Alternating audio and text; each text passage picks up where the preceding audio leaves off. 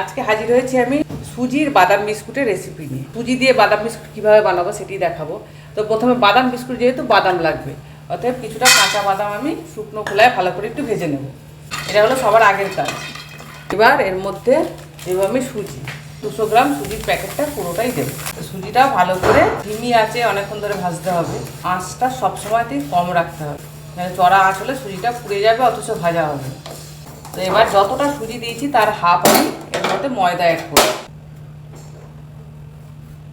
ময়দাটা দিয়ে ভাজতে ভাজতে এর মধ্যে এবার অ্যাড করতে থাকবো, বিস্কুট একটু টেস্টি না হলে ভালো লাগবে না, নারকেল কুচি অ্যাড করব।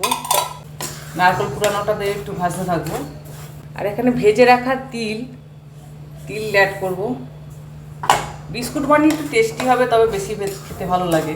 নানান জিনিস থাকলে আরও বেশি ভালো হবে খেতে। পরিমাণ মতো চিনি অ্যাড করব, সামান্য একটু নুন দিয়ে দেবো।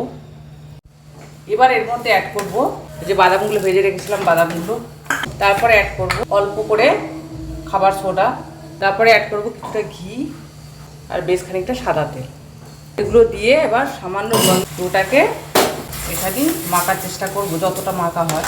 এবার গ্যাসটা অফ করে দেবো। গরম গরম ভাবি যতটা মাখা যায়, তারপর বাকিটা হাতে করে মাখবো। এইভাবে ভালো করে মেখে গোল গোল বিস্কুটের আকার দিয়ে নেব। এইভাবে মাখা থেকে ছোট ছোট মতো টুকরো কেটে নিয়ে, কিছু না, সিম্পল এইভাবে গোল করে নেবেন। এইভাবে রেখে দেবেন, চটপট হয়ে যাবে। যে বাদামগুলো পড়ে যাচ্ছে সেগুলো ভিতরে আটকে দিলেই হয়ে যাবে, সেট হয়ে যাবে। খেতেও ভালো লাগবে, দেখতেও ভালো লাগবে। ঠিক ডোটাকে মেখে এরকম করে নিয়েছি। এবার এগুলোকে সিম্পল গরম তেলের মধ্যে ভেজে নেব।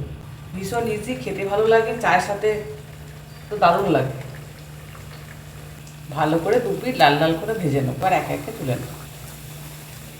এগুলো রয়েছে সেগুলো একে একে দিতে থাকবে। এইভাবে বানিয়ে দেখুন, খুব সুন্দর খেতে হয়, আর রাখাও যায় অনেক দিন। মাঝে মধ্যে টুকটাক কী খাবো একটা চক্র মুখে দেওয়া যায়। মিষ্টি মিষ্টি খেতেও সুন্দর। এগুলো ভাজা হয়ে গেছে, এগুলো একে একে তুলে নেব।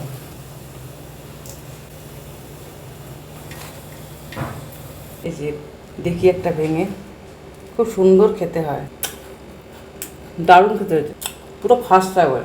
এভাবে বানিয়ে দেখবেন। তাহলে আমার সুজির বিস্কুট রেডি। আসি, টাটা।